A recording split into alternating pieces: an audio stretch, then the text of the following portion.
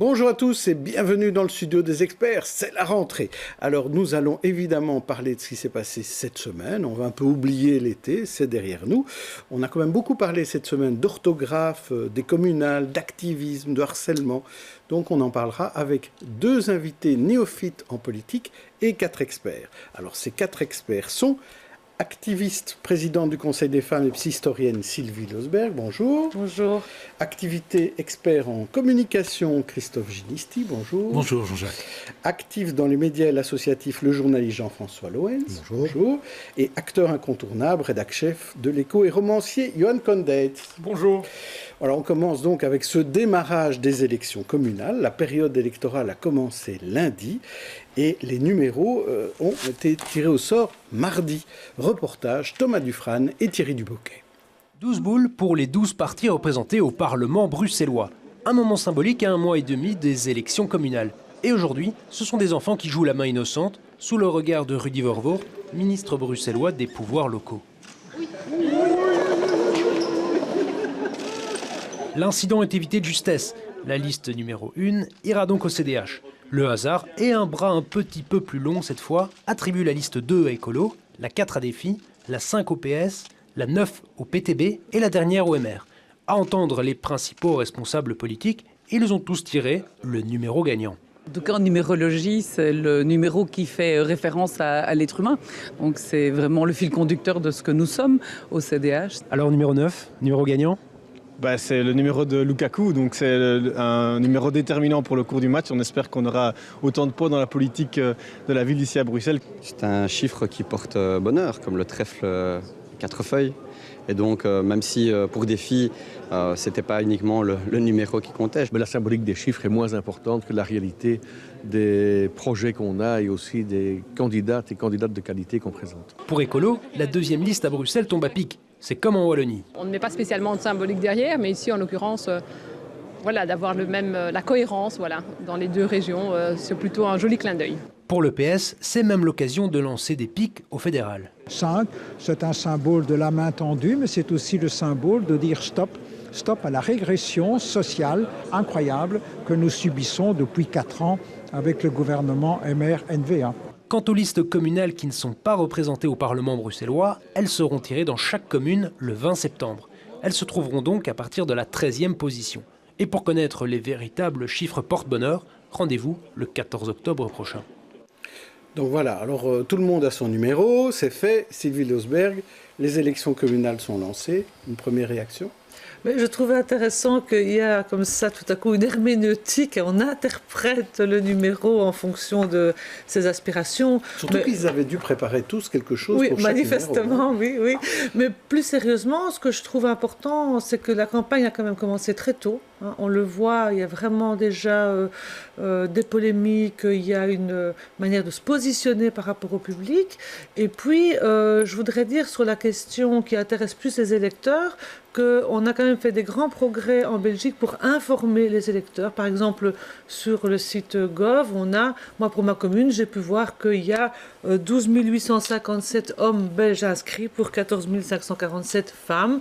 On voit la répartition aussi des personnes qui sont inscrites, qui sont non belges. Et je trouve que c'est une bonne orientation. Mieux informer, mieux savoir finalement quels sont les enjeux, pas seulement au niveau des numéros des listes, mais surtout, dans quelle circonscription on est. Et je pense que c'est ça le plus important pour les électeurs, c'est d'être bien informés. Et l'idée d'avoir le même numéro, par exemple, comme disait Zakia Katabi pour Écolo, dans une région et dans une autre, ça me semblerait quand même la moindre des choses. Et vous, Christophe Ginisti ?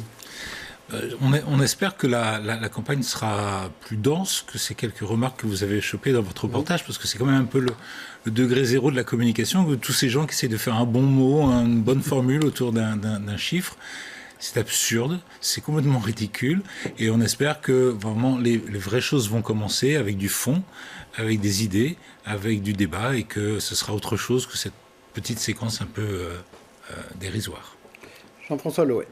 Bien, moi, j'ai surtout un regret, presque même un énervement, c'est que depuis le début de cette campagne, alors qu'on a une fenêtre de tir qui est quand même assez rare d'un mois pour parler des enjeux locaux, en fait, les grands médias et les politiques passent leur temps à parler des futures coalitions qu'ils souhaiteraient au fédéral ou au régional, dont théoriquement on ne va pas se préoccuper avant un an, enfin un peu moins d'un an. Et je trouve que c'est dommage, et c'est d'autant plus dommage que par la suite, une fois qu'on leur a posé la question, certains médias disent « mais vous feriez mieux de vous préoccuper du local », alors que c'est eux qui leur demandent pas où sur ils BX, veulent aller. Non, mais je parlais plus facile pour pour d'enjeux locaux, mais je trouve dommage de ne focaliser que le PS veut aller avec Écolo et Défi, le MR veut reproduire le fédéral et les régions et les communales. Pendant ce temps, on en parle absolument. Johan Condeit. Moi, je trouverais cocasse de savoir ce qu'il s'apprêtait à dire avec d'autres numéros. Mais bon, ça, c'est la petite histoire qui nous le dira peut-être un jour, une enquête à mener. Non, sinon, la campagne, je la trouve assez calme pour l'instant. Je me réjouis d'une chose, c'est qu'il n'y a pas, j'ai pas encore observé de grands clashs. Bon, les derniers scrutins nous avaient quand même donné ou laissé un goût amer sur des confrontations où le verbe ne volait pas toujours très haut.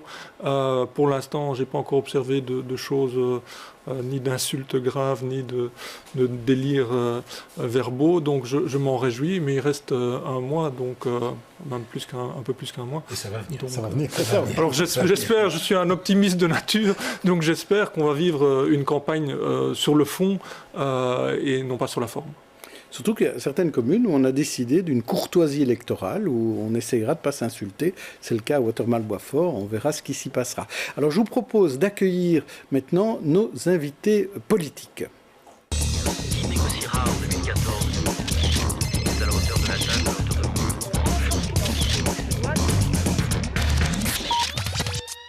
Alors, nos invités politiques, c'est un peu particulier, et ce sera le cas des 3 semaines à venir des experts, briguent un poste de conseiller communal lors des élections communales du 14 octobre, certes, mais ce ne sont pas des hommes politiques. Ils viennent d'un autre monde. Ainsi, Matteo Alalouf est professeur de sociologie à l'ULB. Il est candidat à la 34e place sur la liste PS à Woluwe-Saint-Pierre, c'est l'avant-dernière place. Et à ses côtés, nous avons Étienne Dujardin, qui est juriste, qui est chroniqueur dans le vif notamment, et qui est candidat, lui, à la 6e place sur la liste Open MR, comme ça s'appelle, toujours à Woluwe-Saint-Pierre. Donc on a 2 Saint-Pétrusiens. Donc on va parler certainement de Woluwe-Saint-Pierre, mais on va parler aussi de manière générale de l'actualité avec vous. Et tout d'abord, comment se passe cette campagne électorale? On va commencer par Étienne Dujardin, parce que c'est votre 2e campagne électorale. Vous avez déjà été candidat. Tout à fait. Je venais d'arriver dans la commune en 2012. Maintenant, j'y habite depuis 8 ans. Et j'ai été ravi d'entendre vos experts dire qu'il faut que la campagne aille sur le fond, puisque c'est ce que nous, on veut faire, c'est parler du fond. Au soir des élections, le MR avait 14 sièges sur 33 dans notre commune. On a été malheureusement jeté dans l'opposition. Mais maintenant, on revient avec une équipe solide qui a des projets pour l'avenir. On veut bâtir un projet jusqu'en 2030. Au-delà du projet, comment ça se passe aujourd'hui? Est-ce que vous allez dans les marchés? Est-ce que vous distribuez des tracts? Comment ça se passe au jour le jour? Bien sûr, on fait les marchés, on va faire du porte-à-porte, on va organiser des salons politiques chez les gens. On va quand même un peu parler du fond quand même. Quels sont nos projets en termes de logement, de mobilité. Vous êtes déjà presque un homme politique qui a l'habitude. Vous ne répondez pas à ma question, vous répondez par autre chose. Moi, je voudrais savoir un petit peu ce qui a changé par rapport à 6 ans quand vous le faites pour une 2e fois. Est-ce que vous devez investir plus d'argent? Comment ça se passe?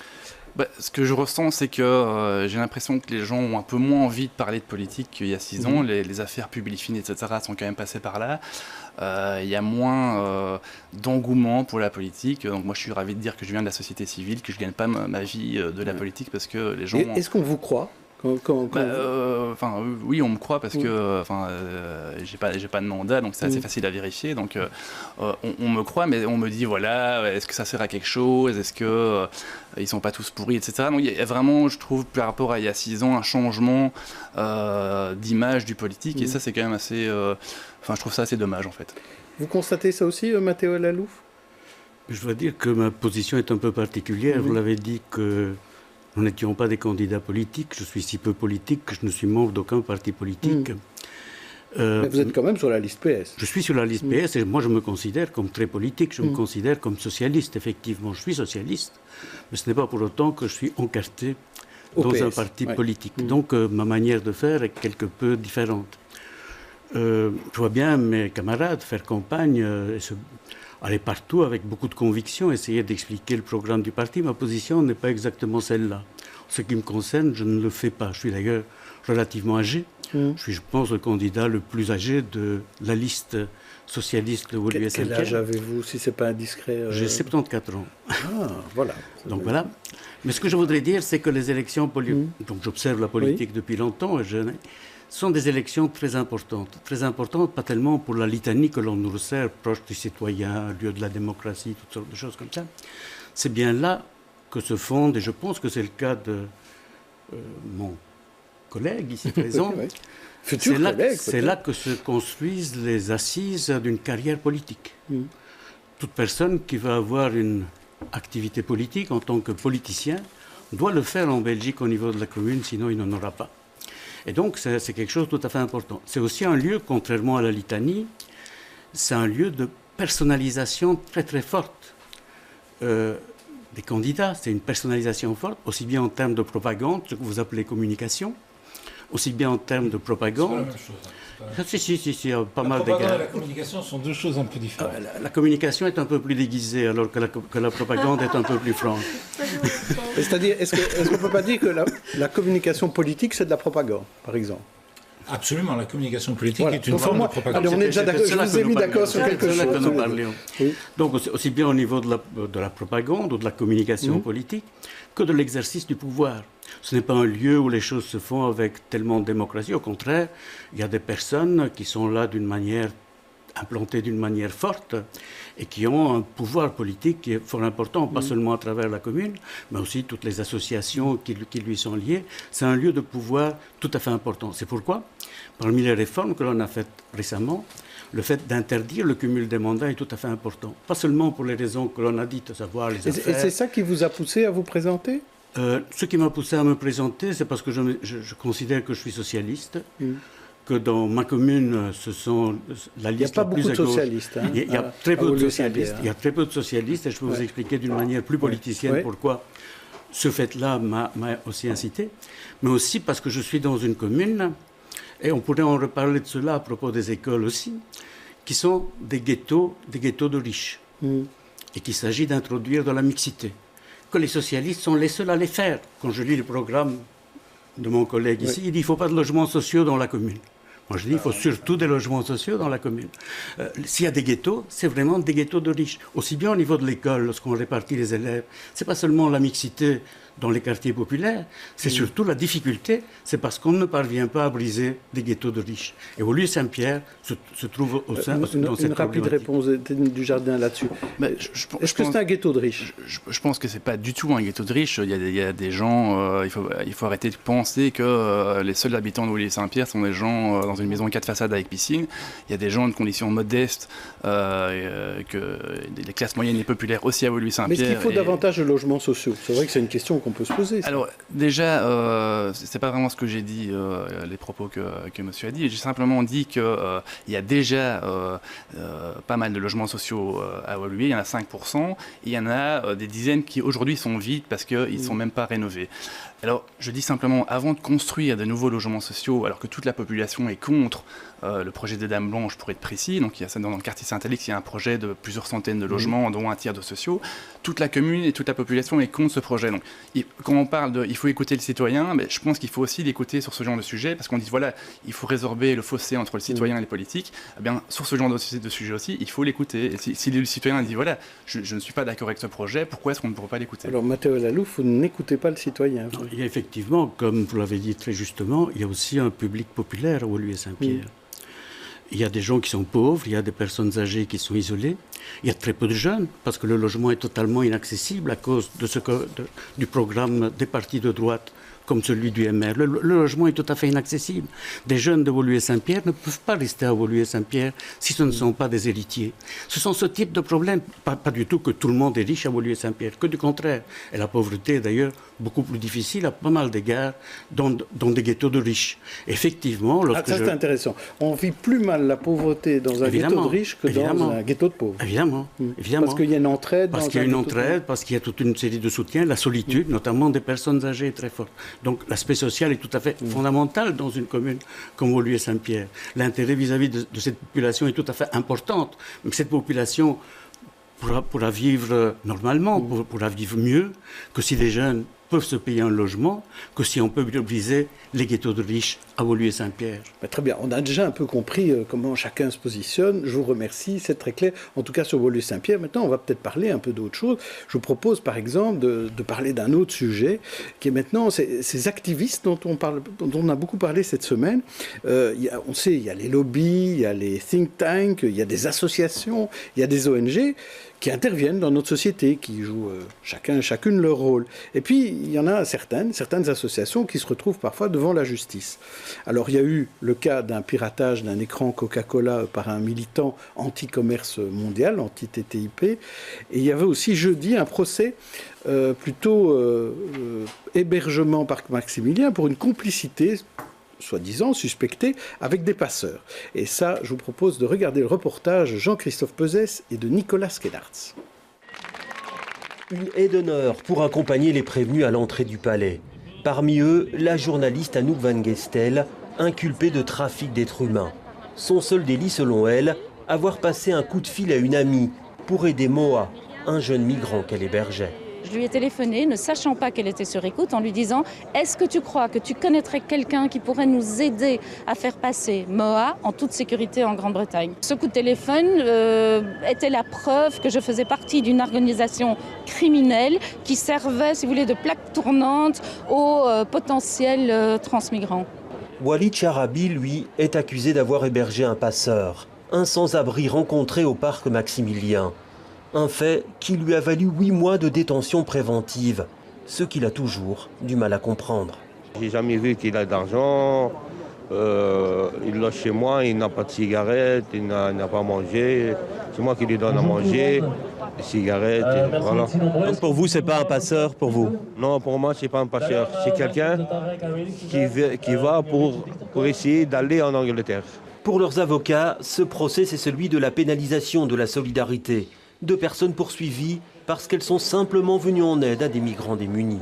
En mettant tout le monde dans le même sac, visiblement, le parquet à Dendermonde voulait faire l'exemple, et ça arrange peut-être l'agenda politique de certains membres du gouvernement, de faire peur aux citoyens qui ont fait le job à la place du gouvernement en hébergeant les migrants du parc Maximilien. La charge est extrêmement lourde.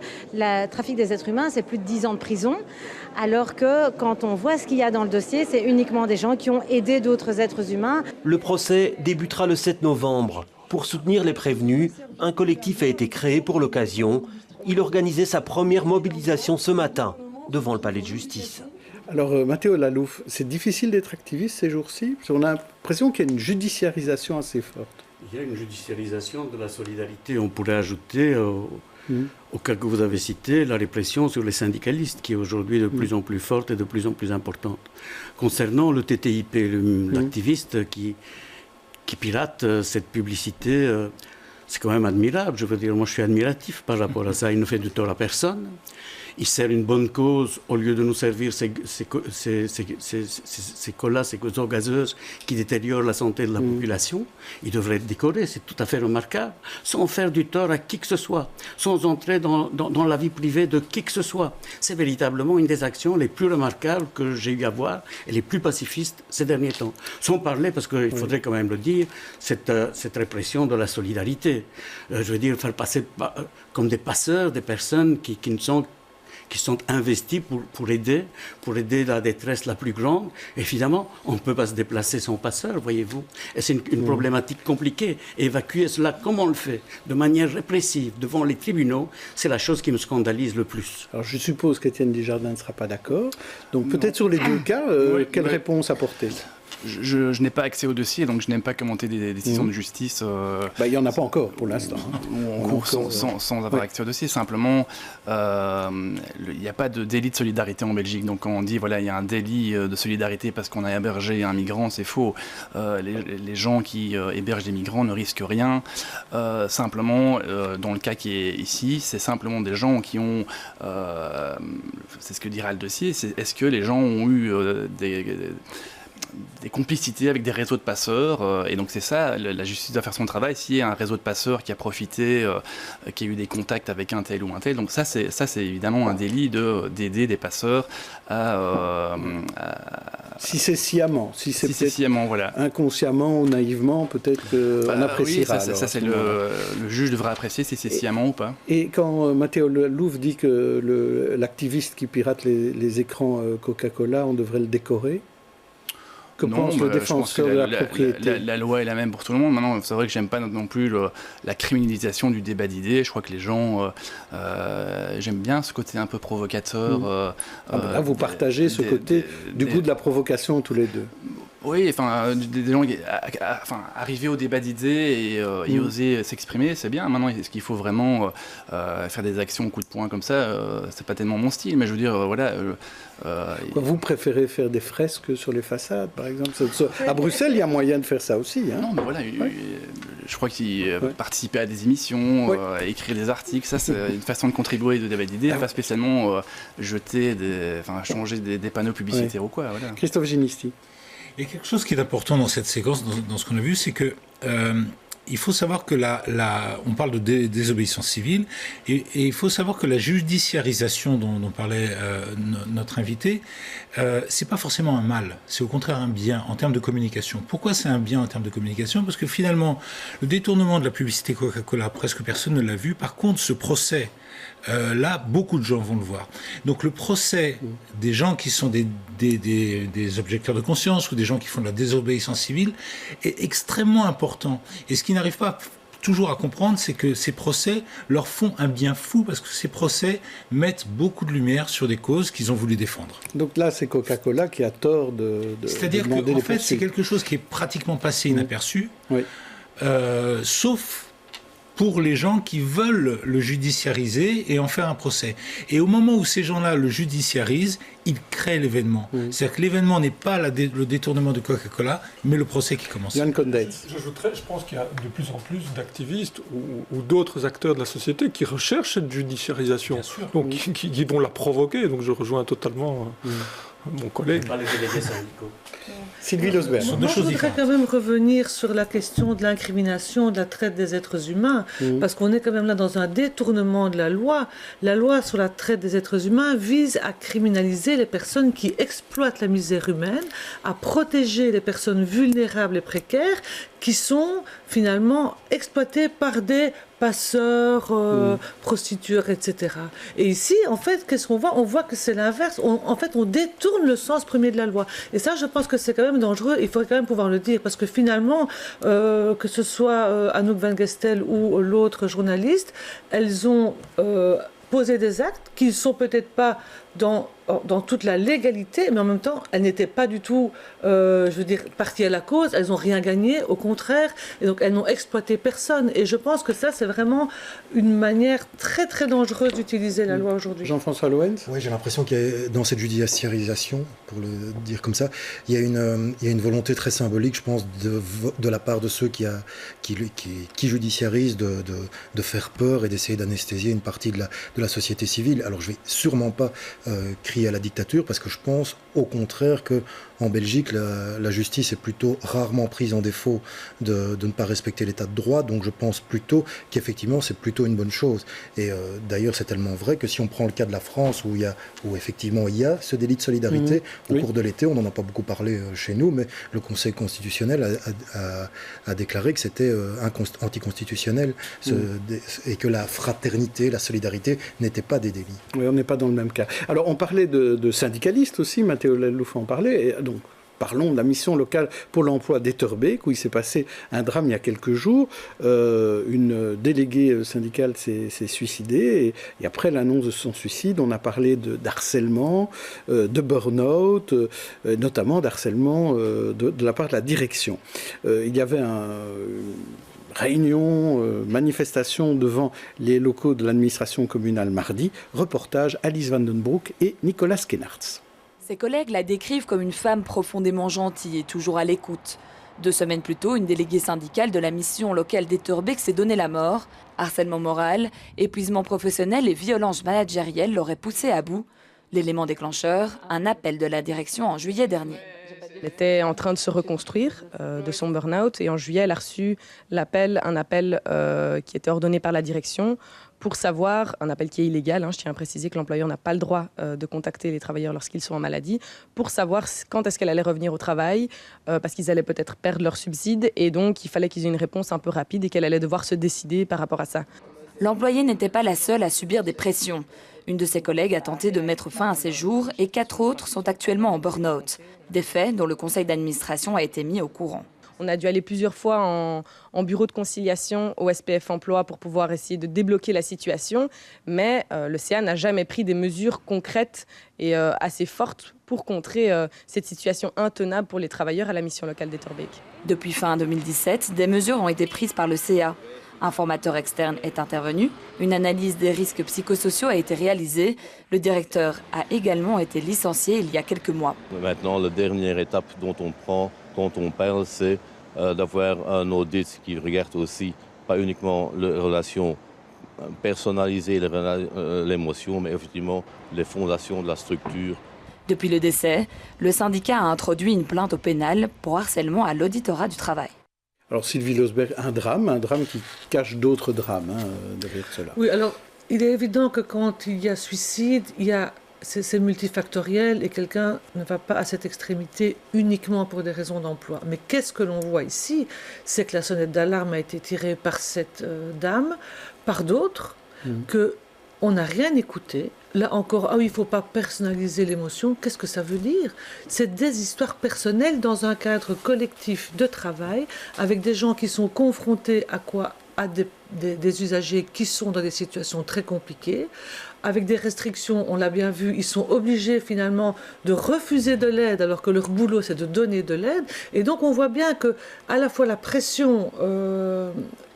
je dirais des patrons, parce que c'est comme des patrons qui n'écoutent pas, qui téléphonent pendant que la dame est en maladie, ce qui est interdit comme il a été rappelé, et en même temps, tout le poids qui repose sur ces travailleurs sociaux, il y a quand même des questions à se poser avant que les gens en arrivent à ces extrémités. Moi, je trouve que c'est quand même un peu fort de café d'entendre ça de la part du vice-président Ils ont des politiques, puisque la mission locale... N'empêche, je veux dire, ils ont des responsabilités. C'est une association qui dépend du politique. Alors, Étienne Dujardin, là-dessus? Bah oui, je suis assez d'accord, ça dépend un peu, il n'y a pas un seul cas, ce qui est difficile dans ce genre de dossier, c'est est-ce que il n'y avait pas des problèmes de santé, des problèmes familiaux, est-ce que c'est vraiment lié au travail ou pas, c'est difficile de toujours... Il y a un problème de communication au sein de la mission, certainement. Sans doute, voilà, maintenant, mais est-ce que c'est ça qui a provoqué le suicide ou est-ce que ça peut être d'autres facteurs tels des problèmes familiaux ou médicaux? Donc voilà, c'est toujours difficile de se prononcer sur ce genre de cas parce qu'on ne connaît pas vraiment le fin du fond en fait. Mathéo Lalouf. C'est effectivement des cas dramatiques et on voit bien qu'au sein même de cette mission locale, ce n'est pas un cas isolé. Et ce n'est pas un cas isolé dans les services de l'emploi en général et dans les CPAS également. Je vous dis par là, ce n'est pas d'ailleurs un cas isolé dans les activités de travail d'une manière générale.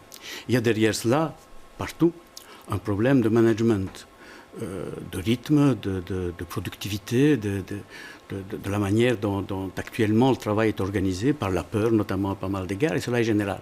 Mais il y a un aspect particulier au service de l'emploi, au CPAS, où les personnes ont affaire à un public particulièrement fragilisé, un public en souffrance, par rapport auquel ils sont amenés à dispenser au fond des mécanismes, des outils. Ils sont obligés de le faire, c'est la loi, comme par exemple les projets individuels d'insertion sociale, d'intégration sociale, ça s'appelle le PIS, le projet individuel d'intégration sociale. C'est une machine à gaz qui soi-disant prend les gens individuellement, alors qu'en fait, on ne fait qu'appliquer des protocoles tout à fait généraux, standardisés. Donc on fait semblant de s'intéresser aux personnes, et en fait on ne s'intéresse pas, d'ailleurs on n'a pas le temps de s'intéresser aux personnes, on ne pourrait pas s'intéresser aux personnes dans la situation dans laquelle on est mise. Ça provoque une souffrance extraordinaire, une souffrance exceptionnelle. Et dès lors que l'on est face à des publics fragilisés, cette question prend une connotation, provoque une pression encore plus forte qu'elle ne provoque dans les autres milieux de travail. Ça voudrait dire que, par exemple, les travailleurs sociaux, ce sont des métiers plus pénibles que d'autres? On peut dire pas mal de métiers sont pénibles, je veux dire beaucoup de métiers sont pénibles, mais il y a là une forme de pénibilité qui est particulièrement grande. On a vu dans les hôpitaux par exemple, on a vu dans les hôpitaux sur la pénibilité de travail. Ce sont des enquêtes que nous avions faites dans le temps, et nous avions vu que dans des services qui étaient des services très lourds au niveau de la vie des personnes, des services où le personnel finalement supportait relativement facilement la situation parce qu'il avait un soutien des familles, un soutien des personnes. Et alors, c'était tout à fait soutenable. Alors que dans des autres services où cette pression n'existait pas, elle pouvait être moins soutenable. Donc c'est une question qui se pose d'une manière générale. Or, le contexte politique dans lesquels sont placées cette injonction à l'emploi pour des personnes dont les problèmes sont différents, ne se résume pas, ne se ramène pas qu'à l'emploi, crée des situations qui sont tout à fait dramatiques. Donc c'est la manière dont les choses fonctionnent et aussi la politique que l'on a appliquée. Et quand on a appliqué cette politique contre son public, c'est effectivement très dur. Je propose de passer à notre rubrique tête d'affiche. Ça va un petit peu mettre de la légèreté dans cette émission, après ces moments un peu plus difficiles. Je vous propose donc à chacun une galerie de portraits. Donc 4 portraits pour chacun qui ont fait l'actu de la semaine. Et ce sera à vous de choisir celui qui vous inspire. Vous allez le voir devant vous-même. On commence par vous, Étienne Dujardin. Je vous propose 4 personnes. La première, c'est Dries van Langenhoven, le fondateur du mouvement d'extrême droite Skildenvriend. Stefan Poels, privé d'antenne suite à une inculpation. Bob Woodward, le journaliste qui raconte les affres de Trump, ou encore Jean Decotte qui pleure l'état du palais de justice. Alors qui choisissez-vous de Dries, Stéphane, Bob ou Jean? Je vais prendre Jean Decotte. Je trouve qu'il a fait il fait souvent des coups de gueule intéressants. Celui de cette semaine en disant voilà, le palais de justice craque. Est-ce que c'est normal que dans un État de droit comme la Belgique, on laisse des bâtiments s'effondrer comme ça? Et voilà, je crois qu'il a raison. Il faut investir plus dans la justice. Je crois que c'est un secteur qui a été un peu délaissé depuis plusieurs années. Et il faut vraiment qu'on fasse un effort pour une justice de qualité, des bâtiments de qualité, plus de magistrats. C'est un secteur qui a plusieurs fois crié au secours en disant voilà, il est temps que le gouvernement agisse. Et vous le soutenez? Je le soutiens, oui. Donc le fédéral doit mettre plus d'argent dans la justice. Je pense, oui. Alors, vous, Matteo Allalouf, je vous en propose 4 autres. Tout d'abord, Cécile Djunga, la météo woman qui a réagi à des propos racistes à son encontre. Bono, le chanteur de U2, qui a perdu sa voix avant de la retrouver. Maître Michel Forge, le nouveau bâtonnier de Bruxelles. Ou encore Jean Nouvel, l'architecte renommé qui a rêvé Néo. Alors, qui choisissez-vous? Cécile, Bono, Michel ou Jean? Cécile, bien sûr. Oui. D'abord pour... alors, si vous choisissez Cécile, je vous propose de montrer juste un petit extrait de la vidéo qu'elle a postée sur Facebook. C'est juste après qu'elle soit choquée d'un message. Je vous propose de la regarder. Ça commence à vraiment m'énerver, ce genre de message. J'en reçois, ça ne s'arrête pas. Ça va faire 1 an que je fais ce métier maintenant et j'en ai marre en fait de recevoir des tonnes de messages racistes, des messages insultants. Donc ça commence à me mettre en colère vraiment et puis ça me touche. Alors, ça la touche, ça vous a touché aussi? Ça m'a touché aussi. Et je dois dire que parmi les images que vous aviez présentées précédemment, il y avait le fondateur, dont j'ai oublié déjà le nom, de Dries van Langenhoven. Dries van Langenhoven, voilà. Quand notre secrétaire d'État se photographie avec Bob Maas, qui avait 90 ans, donc c'est pas très important, dit-il, c'est pas grave. Quand il a de nouveau une photo avec Dries, c'est pas grave, il est encore trop jeune. C'est cela qui crée cette situation-là. Il y a un rapport entre les deux, et ça, il faut absolument le voir. Et c'est tout à fait fondamental la manière dont cette parole raciste s'est libérée aujourd'hui et est en train de se libérer. Et encore aujourd'hui, on est en train de minimiser ces faits, minimiser ce qui se passe en Flandre avec cette association. Elle a un millier de membres, cette association. Matteo Allalouf, le racisme n'a quand même pas été inventé par Theo Franken. Absolument pas. Le racisme n'a pas été inventé par Theo Franken et le racisme se combat par ce que nous faisons aujourd'hui, c'est-à-dire par le discours, par l'argumentation, par l'éducation. À mon avis, il ne se combat pas tellement, contrairement à ce que l'on dit, et là il y a un certain nombre de défauts qu'il faudrait voir, il ne se combat pas encore une fois par les tribunaux. Je ne pense pas que ça se combatte par les tribunaux, parce que regardez la ligne de défense du secrétaire d'État. Il dit, ce que je fais n'est pas illégal, donc je peux le faire. Et c'est cela qui crée le racisme. Parce que ce n'est pas tellement la punition qui fait l'affaire. Ce qui est fondamental, c'est l'argumentation. Donc vous dites qu'il n'est pas raciste, mais il permet le racisme. C'est ça que vous voulez dire, en fait. Moi, je ne sais pas s'il est bon. Je donne de label à personne. Je ne traite personne de raciste et de personne antiraciste. C'est à lui à voir s'il est raciste ou pas raciste. Et vous, Étienne Dujardin, ce lien que fait Matteo Lalouf entre le racisme dont souffre Cécile Djounga et les paroles de Theo Franken? Non, je trouve que c'est un peu de la récupération politique de dire tiens, c'est parce que y a la NVA qui est au gouvernement que du coup la parole raciste se libère. Je trouve que c'est des raccourcis quand même un peu limite.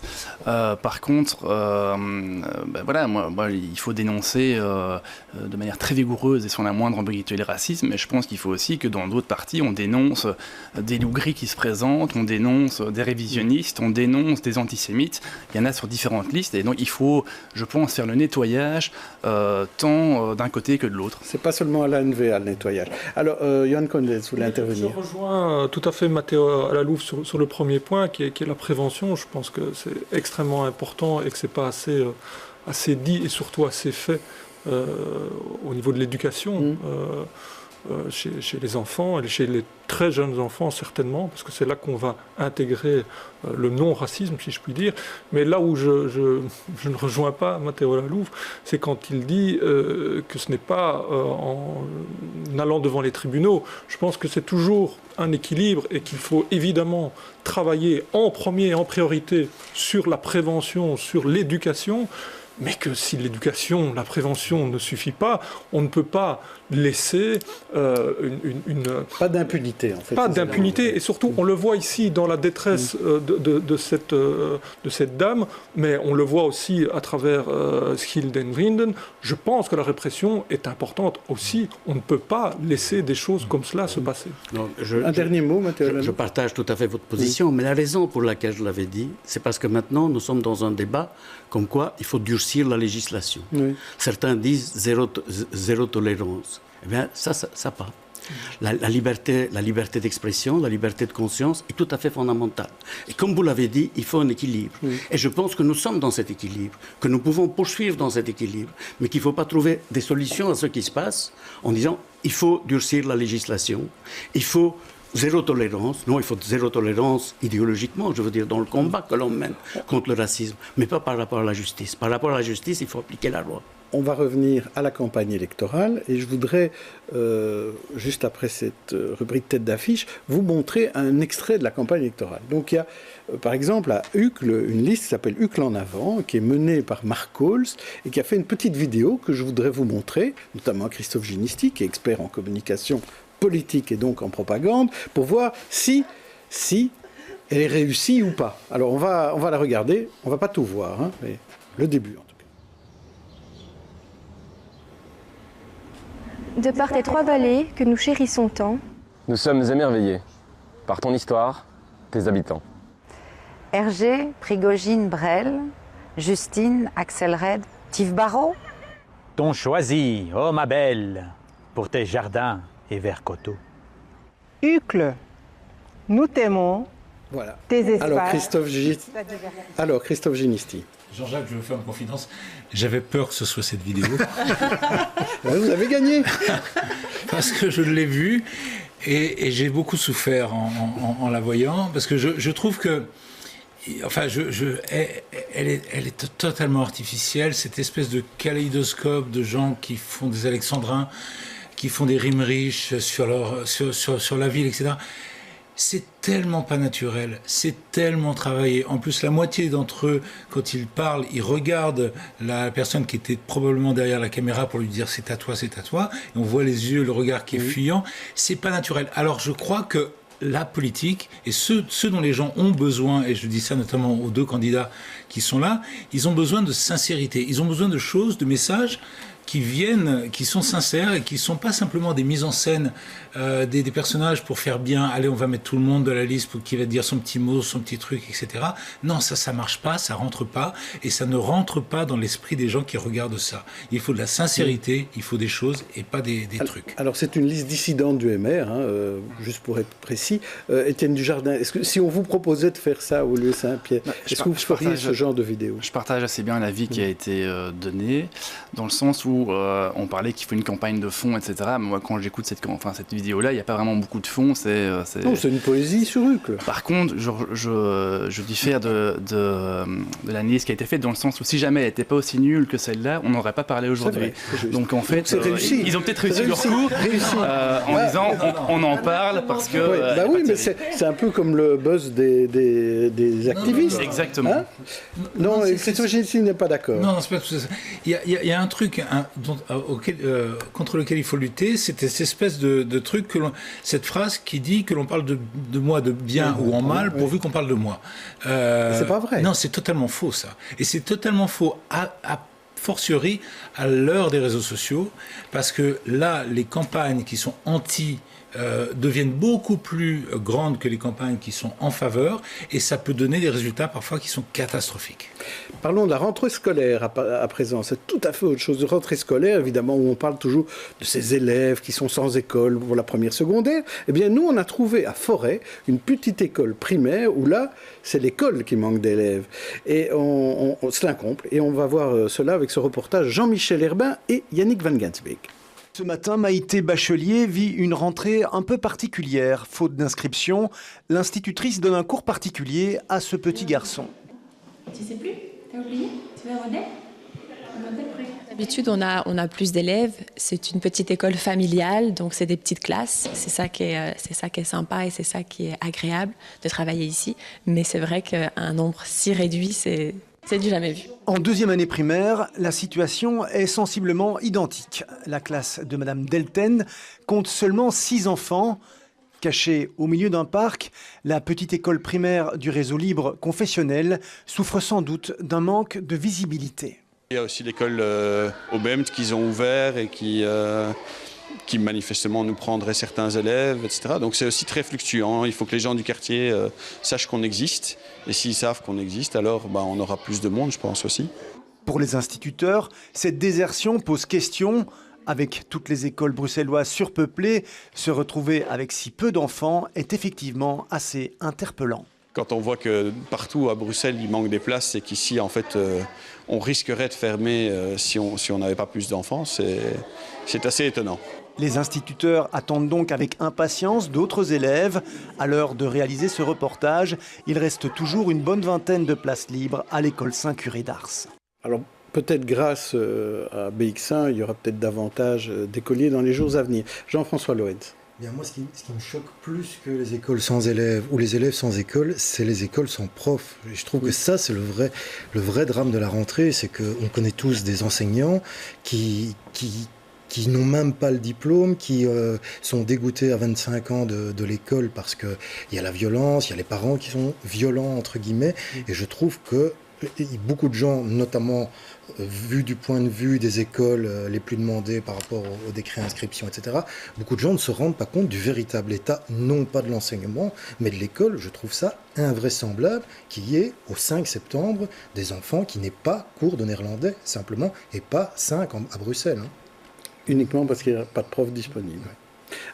Étienne Dujardin, la commune peut faire quelque chose. Il y a à Aulus-Saint-Pierre, notamment. C'est un excellent sujet. Il y a une école secondaire où ça ne se passe pas très très bien. Exactement, l'école Dimerx, où il y a 20 professeurs qui manquent. Il n'y a pas de directeur depuis des mois. Il y avait une directrice qui avait été trouvée et puis finalement elle ne vient pas. Donc pendant plusieurs mois, l'école est sans directeur avec des profs en moins. C'est le chaos général alors que c'est une école communale.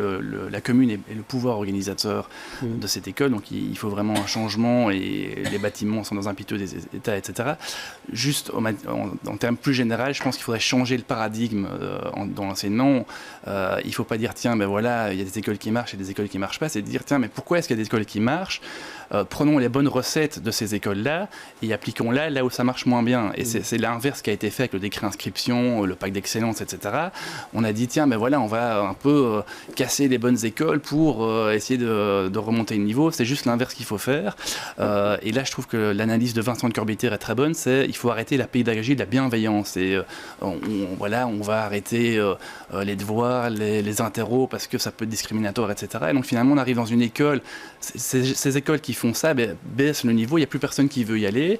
Et finalement, ça tue l'égalité, parce que les gens vont toujours, enfin les gens qui suivent leurs enfants, les mettent dans les meilleures écoles, les écoles qui prennent des libertés par rapport aux décrets, etc., qui continuent un peu l'école. Ça renforce les inégalités. Et ça renforce les inégalités. Alors, Matteo Lalou, je vous voyais bouillir et dire non, non, non. Je pense que Jean-François Lorentz a posé la vraie question, à savoir si les professeurs ne vont pas dans les écoles, si l'école n'est plus attrayante, c'est qu'il y a un véritable problème.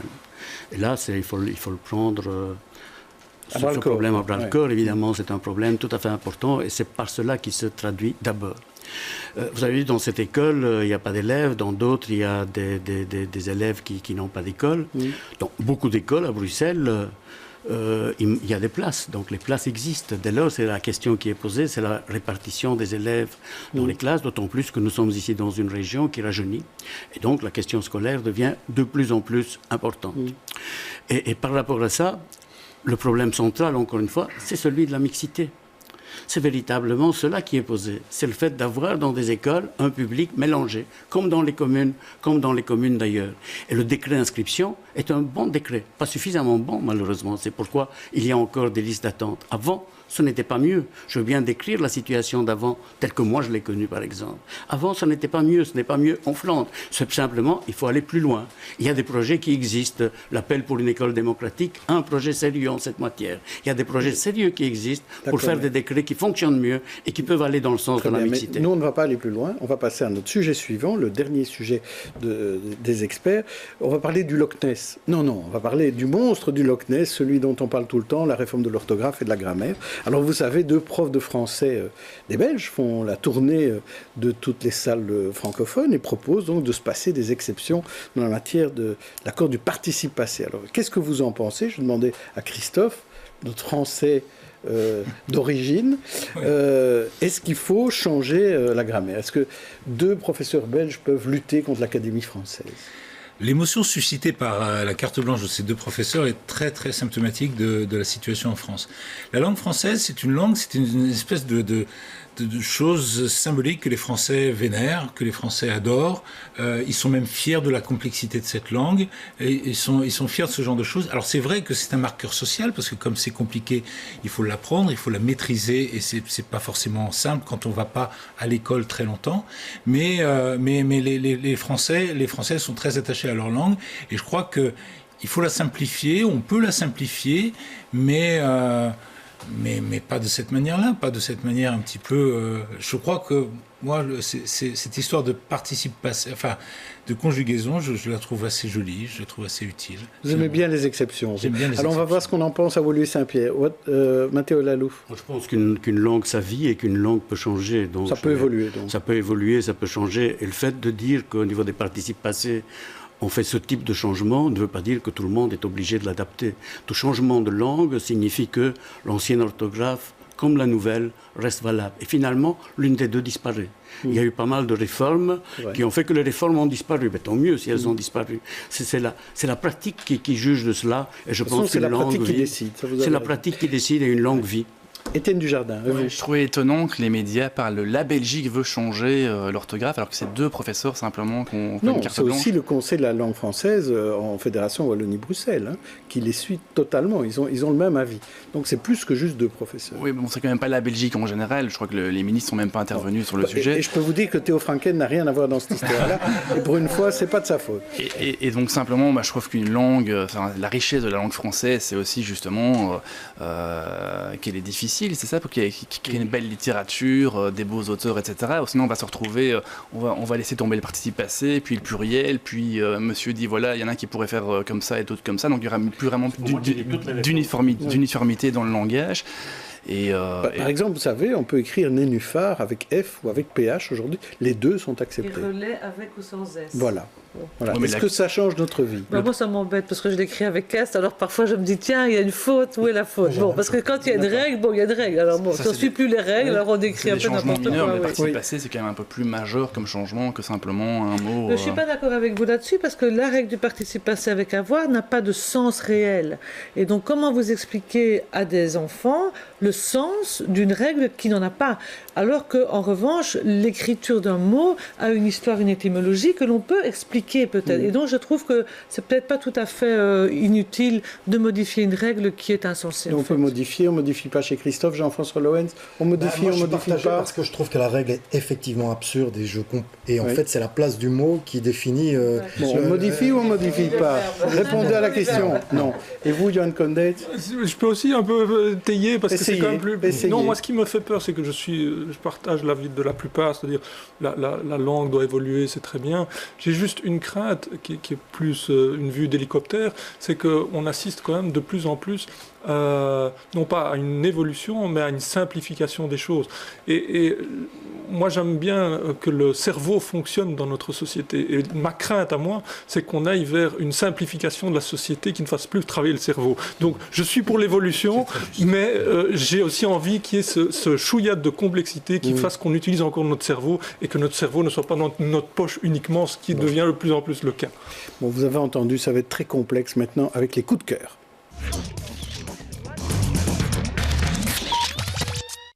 Et alors, on va commencer par Sylvie Losberg, qui a une grosse journée dimanche. On va le voir d'ailleurs en images.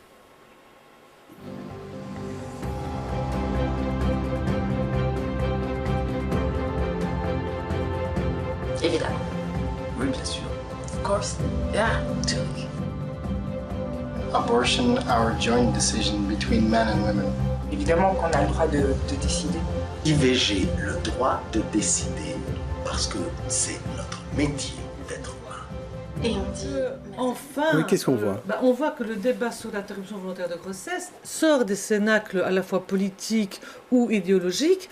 Et ce qu'on a voulu avec le collectif des 350, qui est un collectif de femmes et de personnalités de la société civile, c'est de donner la parole en priorité à celles qui sont concernées, les femmes, et aussi les médecins. Et donc cette caravane des femmes, c'est pas que pour les femmes, c'est pour tout le monde, pour venir au fond donner son avis sur cette loi qui est enfin en discussion, et qu'elle ne doit pas passer comme ça par la petite porte. Il faut que les personnes puissent s'exprimer et dire qu'est-ce que c'est qu'on veut. On a la possibilité en Belgique de le décider, contrairement à beaucoup de pays européens, et ne parlons pas de l'Amérique. C'est le moment ou jamais, et c'est la raison pour laquelle on a plusieurs groupes. On a les femmes, les médecins, les avocats, les servantes écarlates. Donc ça va être très animé, c'est une forme de parade. Les autres, il y a une parade? Oui, bien sûr. Et le message est un message collectif positif. Il y a une avancée, le gouvernement a ouvert la porte, heureusement, et maintenant il faut faire un grand pas en avant, et c'est ça le logo, le slogan, on fait des pas en avant, un grand pas en avant en Belgique. Donc c'est 14h, c'est ça? C'est 14h place Poulart, on fait tout un tour et on revient devant le palais de justice. Très bien. Alors Christophe Ginisti, vous vouliez reparler de Cécile Djounga. On n'en a pas assez parlé. Alors ceci, on en a peut-être assez parlé, mais je trouve qu'elle a fait un acte qui est un acte très intéressant. Il ne faut pas oublier que c'est une artiste. Son spectacle tourne en ce moment. Il ne faut pas simplement la regarder sous le prisme de la présentatrice météo. Il faut aller voir son spectacle. Elle a un spectacle qui s'appelle... Alors ça m'a amusé parce qu'elle a un spectacle qui s'appelle Presque célèbre. Et en fait, ce que j'ai trouvé intéressant, c'est que finalement aujourd'hui, ce qui lui est arrivé très malheureusement, et je la soutiens parfaitement, eh bien c'est une des mauvaises facettes de la célébrité aujourd'hui. Quand on est célèbre aujourd'hui, quand on aspire à devenir célèbre, il faut malheureusement se confronter à la violence, parfois des réseaux sociaux. Alors Jean-François Loetz, lui, il va nous parler de Charlotte. Oui, pour moi, c'est la plus belle BD de la rentrée, enfin dans celle que j'ai déjà vue. Ça s'appelle Charlotte impératrice, dessin de Mathieu Bonhomme, somptueux, et Fabien Nury, qui est pour moi le meilleur scénariste du moment, toutes ces séries historiques, Tyler Cross, La mort de Staline, qu'on a vu récemment au cinéma, Katanga, Il était une fois en France. Tout est formidable. Là, en fait, c'est l'histoire de la fille de Léopold Ier et sœur de Léopold II qui épouse histoire évidemment totalement vraie, qui nous ramène à Bruxelles avec des scènes magnifiques dans les serres de Laken qui sont d'une couleur somptueuse dans ce livre.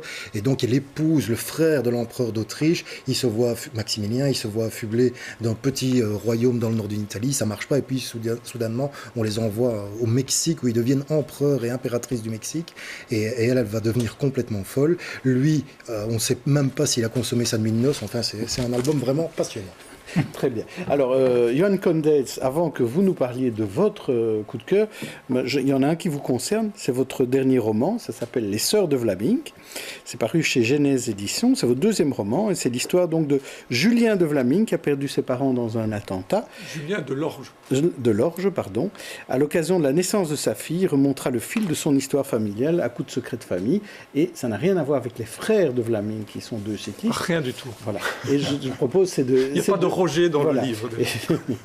C'est très, très joliment écrit, et je vous conseille de le lire, mais vous vouliez parler d'autre chose. Oui, tout à fait. Évidemment. Merci d'en avoir parlé moi-même. Voilà. C'était un peu délicat d'en parler moi-même.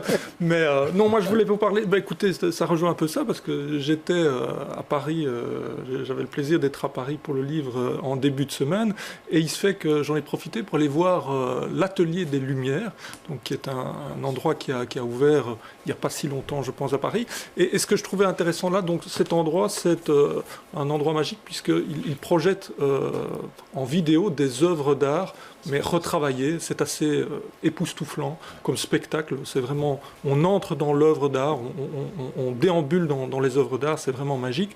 Mais ce qui m'a frappé surtout, c'est que c'est à Paris, c'est dans un endroit industriel. Alors Paris n'en recèle pas beaucoup de ces endroits, alors qu'une ville comme Bruxelles, d'ailleurs ici, ces studios à Molenbeek, on est dans cette zone de la ville où il y a beaucoup d'entrepôts, de vieilles industries, de lieux qui pourraient servir d'écrin formidable à ce genre de projet. Et donc je me suis dit que ce serait quelque chose à importer à Bruxelles et que ce serait fabuleux. Voilà une bonne idée. Alors pour terminer, encore une autre BD. Donc moi c'est la BD que j'ai préférée, c'est pas la même que celle de Jean-François. Ça s'appelle Le Chemisier, c'est de Bastien Vivet, c'est toujours très très bien ce qu'il fait, c'est chez Casterman. C'est l'histoire d'une jeune femme un peu effacée qui devient une superwoman en enfilant un chemisier. Mais c'est pas des super pouvoirs qu'elle a. C'est juste que, comme les personnages de Marvel et tout ça, pas du tout. C'est le chemisier qui lui donne confiance en elle et donc qui lui permet d'avoir des trésors d'assurance et de séduction. Donc c'est vraiment un très joli livre, très, très bien dessiné et très bien raconté. Alors, très rapidement, quelques secondes, est-ce qu'il y a une idée culturelle ou autre, Mathieu Alalouf? Je voudrais vous recommander la réédition augmentée d'ailleurs du livre d'un historien, José Gotovitch, qui s'appelle Du rouge au tricolore. Je pense que c'est un livre important et qui permet d'ailleurs de mettre en perspective un certain nombre de débats actuels. Étienne Dujardin? Ouais, ça rejoint un peu l'idée de M. Condaetz. C'est le patrimoine en France. Je trouve que l'idée de Stéphane Bern de faire une tombola pour financer des vieilles églises, des vieux châteaux, des vieilles fermes, le patrimoine dans la ruralité, c'est intéressant. Donc c'est une idée, je trouve, originelle qu'on pourrait aussi faire en Belgique pour soutenir des bâtiments anciens. Merci à tous, invités chroniqueurs. On se retrouve le week-end prochain, lundi, dans l'interview. Je reçois Rudy Vervoort.